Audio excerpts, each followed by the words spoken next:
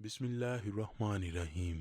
خلیفہ ہارون الرشید کی شادی اپنی چچازاد زبیدہ سے 165 ہجری بمطابق 782 عیسوی میں ہوئی۔ ملکہ زبیدہ اپنی خوبصورتی اور ذہانت کی وجہ سے پورے بغداد میں مشہور تھیں۔ ناظرین گرامی، یہ وہی زبیدہ بنت جعفر ہیں جنہوں نے پانی کے قلت کے سبب حجاج کرام اور اہل مکہ کو درپیش مشکلات اور دشواریوں کا اپنی آنکھوں سے مشاہدہ کیا، تو انہوں نے شہر مکہ اور میدان عرفات کو پانی کی فراہمی کے لیے ایک نہر بنوائی، جسے تاریخ میں نہر زبیدہ کے نام سے جانا جاتا ہے۔ خلیفہ ہارون الرشید اور ملکہ زبیدہ کو اللہ پاک نے 787 عیسوی میں ایک بیٹا عطا فرمایا، جس کا نام انہوں نے امین رکھا۔ خراسان کے گورنر علی ابن عیسیٰ نے خلیفہ ہارون الرشید کو ایک کنیز تحفے میں دی، جس کا نام مراجل تھا۔ مراجل ہاتھ کے شہر بارغیس سے تعلق رکھتی تھی۔ مراجل کے بدن سے اللہ پاک نے خلیفہ کو ایک لڑکا 788 عیسوی میں عطا فرمایا، جس کا نام مامون رکھا گیا۔ مامون کی پیدائش کے چند دن بعد ہی اس کی ماں مراجل انتقال کر گئیں۔ خلیفہ ہارون الرشید نے مامون اور امین دونوں کو ایک ہی مدرسہ میں تعلیم و تربیت کے لیے بھیج دیا۔ کچھ سالوں بعد خلیفہ اپنے خاص وزیروں کو لے کر اپنے بچوں کے مدرسے کی طرف ان سے ملنے کے لیے گیا، تو راستے میں خلیفہ کو حضرت بہلول دانا رحمت اللہ علیہ مل گئے۔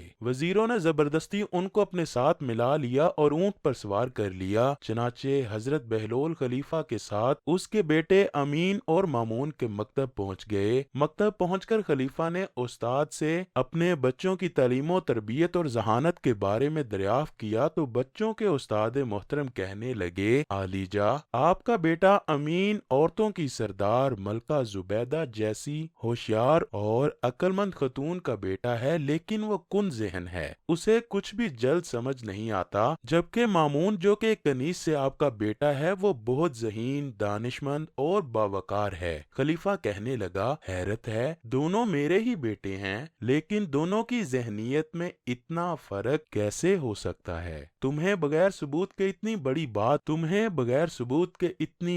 بات نہیں کرنی چاہیے تھی۔ خلیفہ نے غصے کا اظہار کیا، تو بچوں کے استاد کہنے لگے، جناب عالی، دونوں بچے تفریح کے لیے باہر گئے ہوئے ہیں، میں دونوں کے بیٹھنے کی جگہ پر ایک کاغذ چھپا کر رکھ دیتا ہوں، جب دونوں آئیں تو آپ خود ملاحظہ فرما لیجئے گا۔ کچھ دیر بعد بچے مکتب میں داخل ہوئے اور اپنے والد کو دیکھ کر بے حد خوش ہوئے، اور اپنے والد محترم سے گلے ملنے کے بعد اپنی اپنی جگہ پر دونوں بچے بیٹھ گئے، جو ان کے استاد نے ان دونوں کے لیے مخصوص کر رکھی تھی، اور جہاں پر استاد نے ایک ایک موٹا کاغذ چھپا دیا تھا۔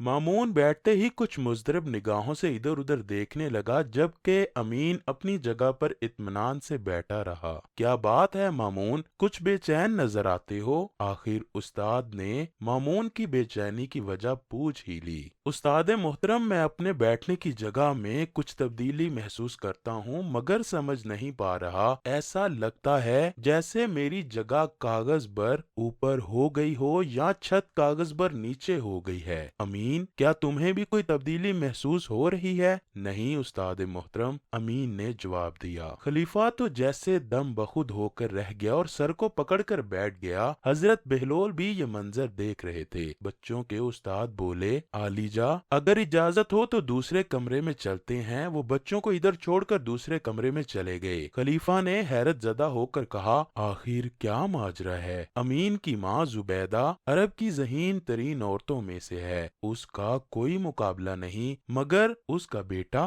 آخر بہلول جو تب سے خاموش کھڑے تھے بول پڑے، عالیجا، اگر اجازت دیں تو میں اس کا سبب بیان کروں؟ ہاں ہاں ضرور کرو۔ خلیفہ بہلول کی طرف متوجہ ہوا۔ اولاد کی دانش مندی اور ذہانت کے دو بڑے سبب ہوتے ہیں۔ خلیفہ دلچسپی سے حضرت بہلول کی بات سننے لگا۔ حضرت بہلول کہنے لگے، اولاد کی ذہانت، پھرتی اور دانش مندی کا پہلا سبب یہ ہے کہ عورت اور مرد مرد کے درمیان فطری رغبت اور خواہش ہو تو ان کی اولاد ہوشیار، ذہین اور دانشمند ہوتی ہے۔ دوسرا یہ کہ عورت اور مرد مختلف خاندان سے ہوں تو ان کی اولاد میں عقل اور دانش کی فراوانی ہوتی ہے۔ خلیفہ جلدی سے بولے، اس کی کوئی دلیل ہے تو وہ بیان کرو، بنا دلیل کے میں یہ کیسے مان لوں؟ خلیفہ نے بہلول سے وضاحت طلب کی تو بہلول بولے، اس کی مثال درختوں اور جانوروں میں نظر آتی ہے۔ حضرت بہلول نے وضاحت بیان کرنا شروع کی، اگر پھل کے درخت میں کسی دوسرے پھل کے درخت کا پیوند لگا دیا جائے تو نہایت لذیذ اور عمدہ پھل پیدا ہوگا۔ اسی طرح گھوڑے اور گدھے کے میلاب سے خچر پیدا ہوتا ہے جس کی ہوشیاری، پھرتی اور طاقت کا جواب نہیں۔ اب علی جا، ہم سمجھ سکتے ہیں کہ امین میں جو ذہانت کی کمی محسوس ہوتی ہے اس کی وجہ اس کی والدہ اور آپ کی رشتہ داری ہے، جبکہ مامون کی ماں دوسرے قبیلے سے تعلق رکھتی تھی۔ خون کے لحاظ سے آپ میں اور اس میں جو فرق ہے وہی مامون کی ذہانت اور دانشمندی کا سبب ہے۔ خلیفہ نے جب یہ ساری تفصیل ایک ایسے شخص سے سنی جسے سارے شہر کے لوگ دیوانہ کہتے تھے تو حیران رہ گیا۔ بچوں کے استاد بھی حضرت بہلول کی دنائی کی تعریفیں کرنے لگے۔ اللہ اکبر۔ اللہ کریم مجھے اور آپ کو نیک عمل کرنے اور برائی سے دور رہنے کی توفیق عطا فرمائے۔